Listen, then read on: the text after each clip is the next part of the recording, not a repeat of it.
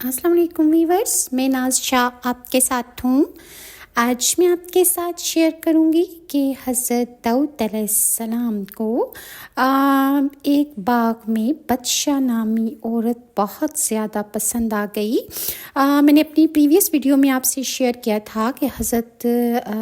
दाऊद अलैहिस्सलाम की पहले ही 99 बीवियाँ थीं, और जब आपको बदशा नामी औरत पसंद आई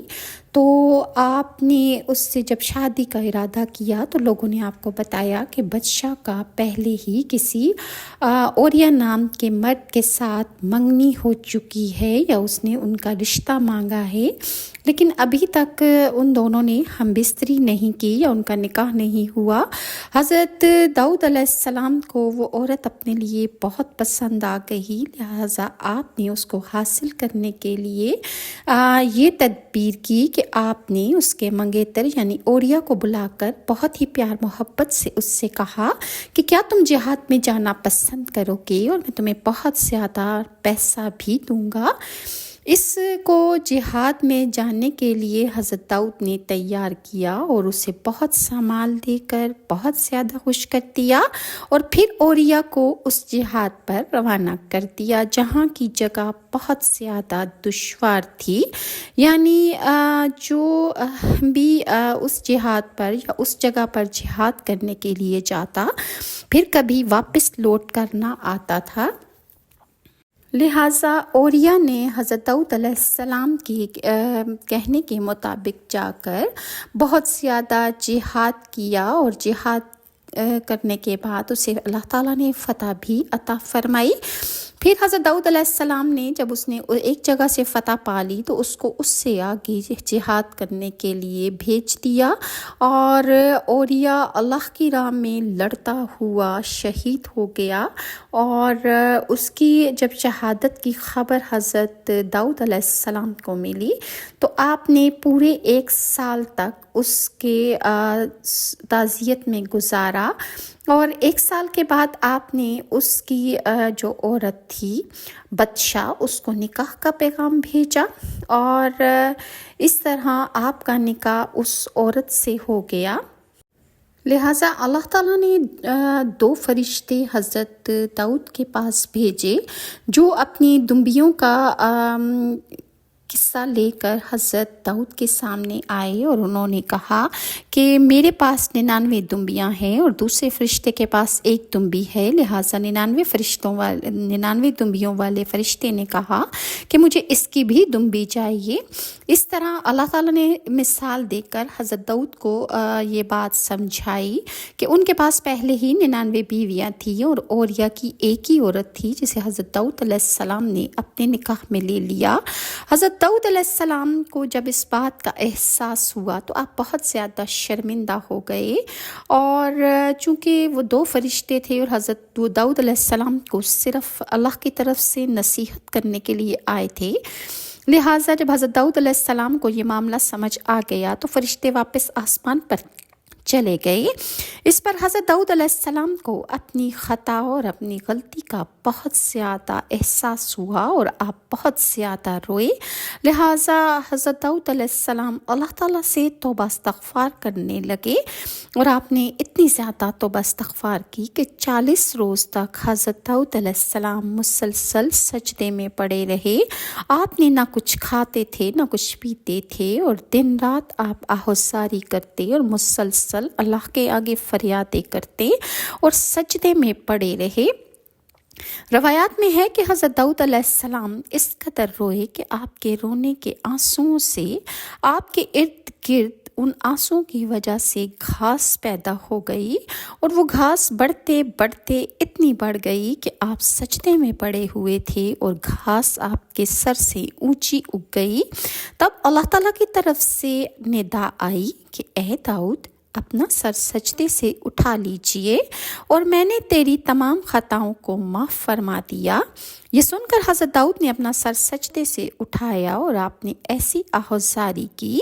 कि आपकी आह में इतनी दर्द और तकलीफ़ थी, इतनी गर्माहट थी कि आपके आह के गर्माहट से जो आपके इर्द गिर्द घास उगी थी वो सब جل کر خاک ہو گئی۔ اور پھر حضرت داؤد نے حضرت جبرائیل کی بات کو سنا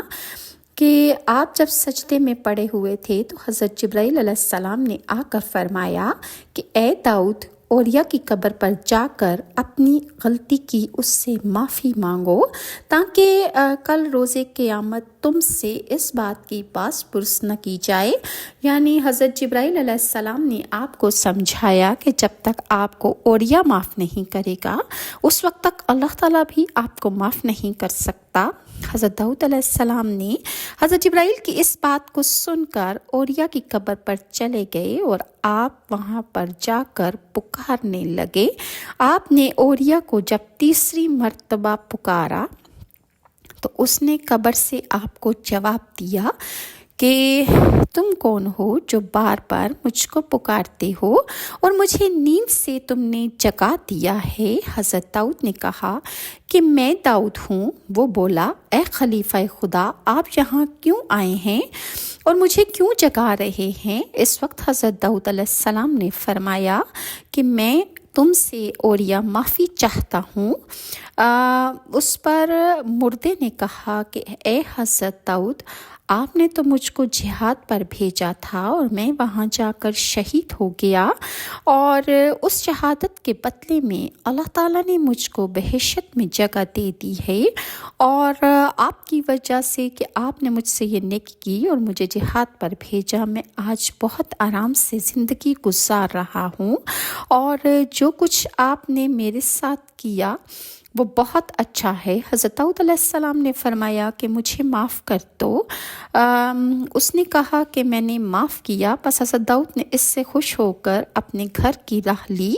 جب آپ اپنے گھر کی طرف جا رہے تھے تو حضرت جبرائیل علیہ السلام دوبارہ حضرت داؤد علیہ السلام کے سامنے آ کر حاضر ہو گئے۔ حضرت جبرائیل نے حضرت داؤد سے کہا کہ اے داؤد، خدا نے تم کو سلام کہا ہے اور فرمایا ہے کہ تم دوبارہ جا کر اوریا سے معافی مانگو اور اس سے جا کر کہو کہ تم کو میں نے جہاد فی سبیل اللہ میں بھیجا تھا،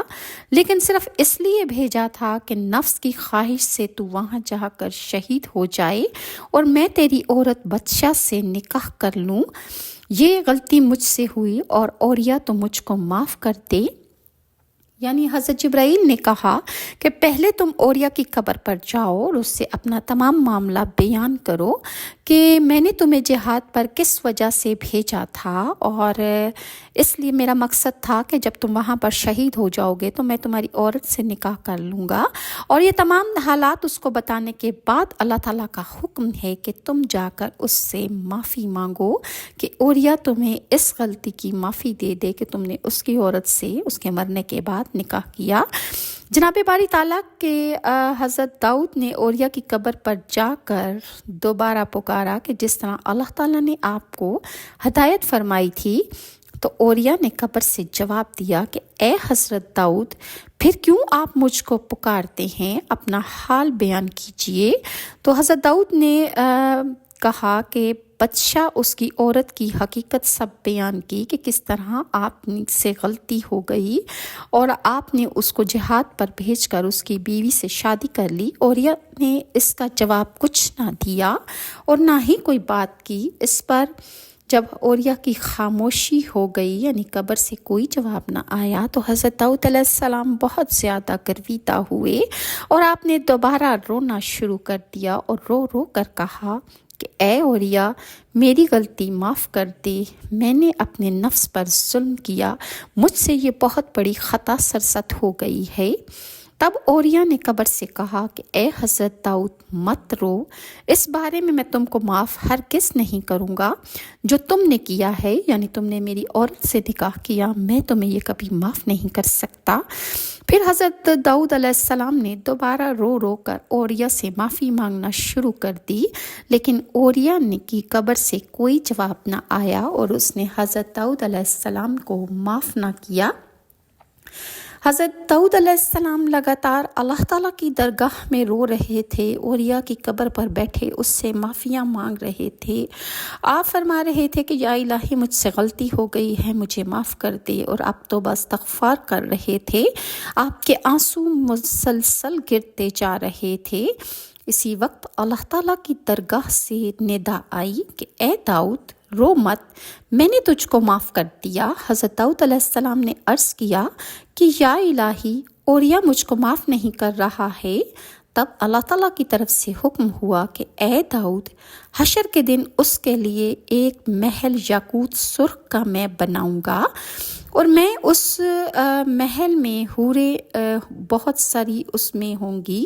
اور جو کہ بہشت سے میں اس کے محل میں داخل کر دوں گا۔ اوریا کو میں ان حوروں پر عاشق اور فریفتہ کر دوں گا، تب اس کے بدلے میں وہ تم کو معاف کر دے گا۔ روایت ہے کہ اللہ تعالیٰ نے اسی وقت بہشت میں ایک مکان پرتکلف جواہرات سے مزین کر کے اوریا کے سامنے قبر کے اندر پیش کر دیا، یعنی وہ محل کہ جو اس کو روز قیامت اوریا کو دیا جائے گا۔ اللہ تعالیٰ نے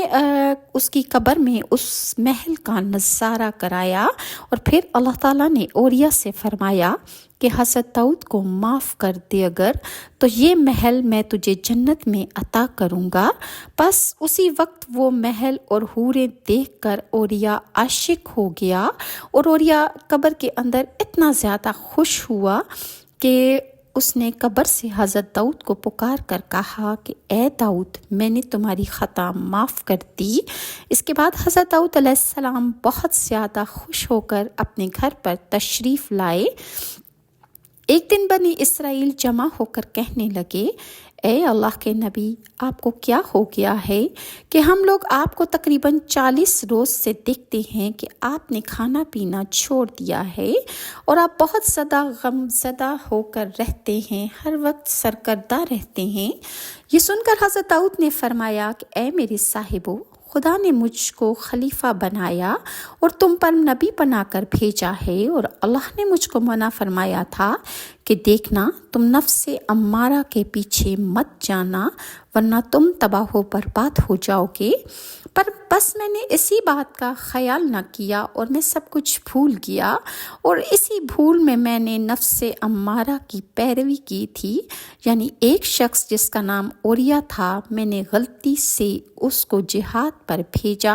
اور وہاں جا کر وہ شہید ہو گیا، اور میری تمنا تھی کہ جب وہ شہید ہو جائے گا تو میں اس کی بیوی سے نکاح کر لوں گا۔ چنانچہ میں نے اپنے نفس امارہ کی پیروی کرتے ہوئے اس کی شہادت کے بعد اس کی عورت سے نکاح کر لیا،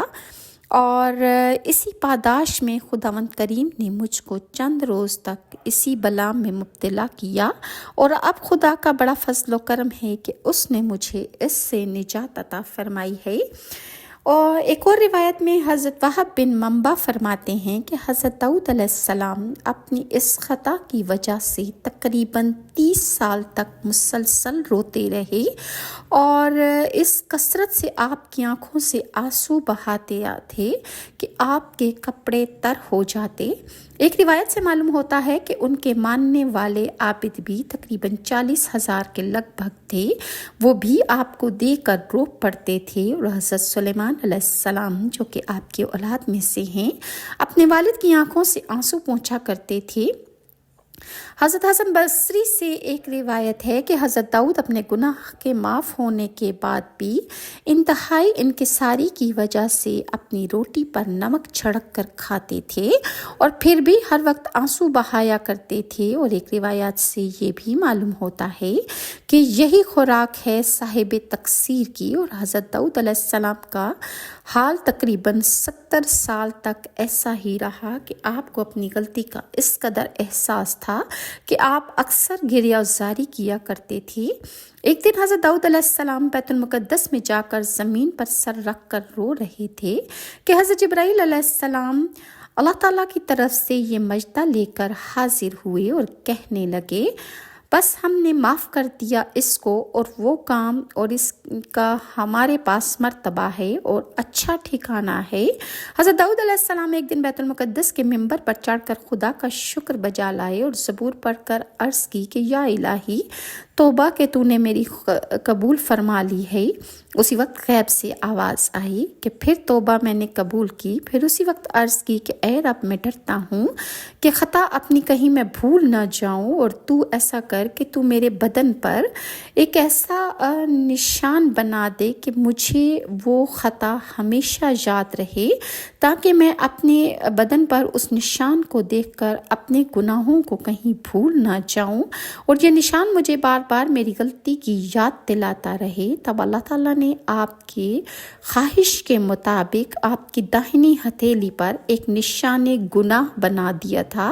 پھر حضرت داؤد علیہ السلام ہمیشہ اس گناہ کے نشان پر اپنی نظر رکھا کرتے تھے، اور اپنی ماضی کی خطا کو آپ کبھی نہ بھولتے تھے، اور بار بار آپ استغفر اللہ پڑھتے رہا کرتے تھے، اور منبر پر چڑھ کر خطبہ پڑھتے اس ہاتھ کے نشان کو آپ سب کو دکھاتے تھے، اور اس کو خود بھی دیکھ کر آپ کو بہت زیادہ افسوس ہوا کرتا تھا، اور کبھی کبھی ساروں کے تار روتے بھی تھے۔ اسی وجہ سے اللہ کے دربار میں حضرت داؤد علیہ السلام کی توبہ قبول ہوئی، اور کبھی عدل و انصاف کے تخت پر بیٹھتے تھے۔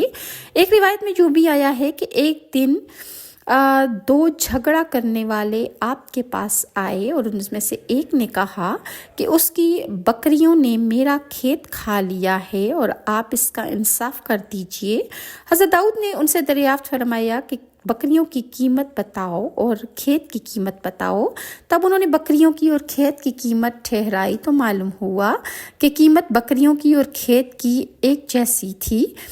تو حضرت داؤد علیہ السلام نے فیصلہ کیا کہ زراعت والے کو بکریاں حوالے کر دی جائیں، یعنی جن بکریوں نے کھیت کو کھایا ہے وہ کھیت کے مالک کو ساری بکریاں دے دی جائیں، اور بکریوں والا حضرت داؤد کے پاس سے روتا ہوا باہر نکل گیا۔ جب حضرت داؤد علیہ السلام نے یہ فیصلہ فرما دیا کہ بکریاں کھیت والے کو دے دی جائیں، اسی وقت حضرت داؤد کے بیٹے حضرت سلیمان علیہ السلام کی عمر تقریباً 7 برس تھی۔ وہ آپ کے دروازے پر بیٹھے تھے۔ جب آپ نے حضرت سلیمان نے اس شخص کو روتے دیکھا تو انہوں نے اس شخص سے پوچھا کہ بھائی تم کیوں روتے ہو؟ اس نے جواب دیا کہ بھائی حضرت داؤد نے انصاف کر کے میری ساری بکریاں کھیت والوں کو دے دی ہیں۔ یہ سن کر حضرت داؤد علیہ السلام نے کہا کہ تم اللہ کے خلیفہ کے پاس جاؤ اور ان سے کہو کہ اے خلیفہ خدا، اگر آپ ہمارے اس مقدمے کو غور کر کے انصاف فرما دیں تو پھر اس غریب کے حق میں بہتر ہوگا۔ اس شخص نے حضرت سلیمان کے مشورے کے مطابق حضرت داؤد سے جا کر کہا کہ حضرت داؤد نے جب یہ بات سنی اور پھر فرمایا کہ بتاؤ کہ تم کو یہ مشورہ کس نے دیا ہے؟ وہ شخص بولا کہ حضرت سلیمان نے مجھ سے کہا ہے کہ آپ اپنے مشورے پر دوبارہ غور کریں اور میرے مقدمے کو دوبارہ غور سے دیکھیں اور پھر فیصلہ فرمائیں تاکہ غریب پر کوئی ظلم نہ ہو سکے۔ پھر حضرت داؤد نے حضرت سلیمان کو بلایا اور ان سے پوچھا کہ تم نے اس کو میرے پاس کیوں بھیجا ہے؟ حضرت سلیمان نے کہا کہ اے ابا جان، اگر حضور اس مقدمے کو اچھی طرح غور کر کے انصاف فرما دیں تو میرا خیال ہے پھر اس غریب کے حق میں بہتری ہوگی۔ تب حضرت داؤد نے حضرت سلیمان سے پوچھا کہ تم اس کا فیصلہ کس طرح کر سکتے ہو؟ تب دونوں حضرات نے اس مقدمے پر نہایت غور کیا اور اس کا فیصلہ یوں فرمایا جیسے اللہ تعالیٰ نے فرمایا قرآن پاک میں کہ داؤد اور سلیمان کو ہدایت دی ہم نے جس وقت وہ کرتے تھے دونوں بیچ کھیتی والوں کے، جس وقت کہ چگ گئیں اس کی بکریاں اس کے کھیت کو کھا گئیں، تو اس وقت حضرت سلیمان اور حضرت داؤد نے یہ فیصلہ فرمایا۔ بعض تفسیروں میں یوں لکھا ہے کہ حضرت داؤد نے بکریوں کو دلوا دیا اور کھیتی والوں کو بدلا کے نقصان اور یعنی اس جو بکریوں نے نقصان کیا تھا وہ اس کو واپس کر دیا گیا، لیکن حضرت سلیمان نے یہ فیصلہ فرمایا کہ کھیتی والوں کو بکریاں دے دی جائیں اور ان کا وہ کھیتی والے دودھ پئیں اور ان کا دودھ بیچ کر اپنا تمام نقصان پورا ہو کریں، اور جب ان کا نقصان پورا ہو جائے تو پھر بکریوں والے کو واپس کر دی جائیں اور کھیتی والے کا نقصان بھی اس طرح پورا ہو جائے گا۔ حضرت سلیمان نے جب یہ انصاف والا فیصلہ کیا تو بکریوں والا اور کھیتی والے دونوں خوش ہو گئے، اور اس کے بعد کہا جاتا ہے کہ حضرت داؤد حضرت سلیمان کے مشورے کے بغیر کوئی فیصلہ نہیں کیا کرتے تھے۔ مزید ویورز میں آپ کے ساتھ ایک بیوہ کا قصہ حضرت داؤد کے زمانے میں شیئر کروں گی کہ اس کے ساتھ ہوا کی وجہ سے اس عورت کا نقصان ہوا، اور حضرت داؤد نے ہوا سے کس طرح اس کو انصاف دلایا۔ انشاءاللہ میں آپ کے ساتھ نیکسٹ ویڈیو میں شیئر کروں گی۔ اور اگر ویورز آپ کو میری ویڈیوز اچھی لگتی ہیں تو کائنڈلی لائک اور سبسکرائب ضرور کیجیے۔ نیکسٹ ویڈیو تک کے لیے ناز شاہ کو اجازت دیجیے۔ اللہ حافظ۔